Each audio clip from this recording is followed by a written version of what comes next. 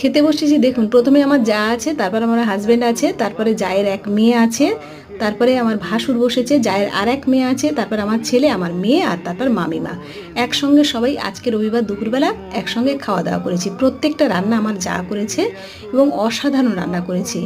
মানে লাউ দিয়ে পুঁই শাকের যে ঘন্টটা, আমি তো ওখানে 100-এ 100 নম্বর দেবো। আর আমার ছেলে চিকেন ভীষণ পছন্দ করে, আর চিকেনটা ভীষণ ভালো রান্নাও হয়েছে। প্রত্যেকটা রান্না এত সুন্দর নুন ঝাল, মানে পাক দেখেই আপনারা বুঝতে পারবেন যে কতটা সুন্দর রান্না হয়েছে। আর এই যে চাটনিটা, এটা তেল ছাড়া চাটনি কিন্তু রান্না করেছি। সব কিছু খুবই ভালো হয়েছে। আর ঘরে পাতার টক দই আপনাদের দেখাবো। দেখুন, টিফিন বক্সে টক দই ভীষণ টেস্টি হবে, মানে ওপরে যে শটটা দেখেই বুঝতে পারবেন আপনারা। তারপরে প্রত্যেকটা মিষ্টি এভাবে সাজিয়ে নিলাম। আজকের এই থালাটা কেমন হয়েছে জানাতে কিন্তু ভুলবেন না। আর আমার জায়ের রান্নাগুলো কেমন হয়েছে অবশ্যই কমেন্ট করে জানাবেন।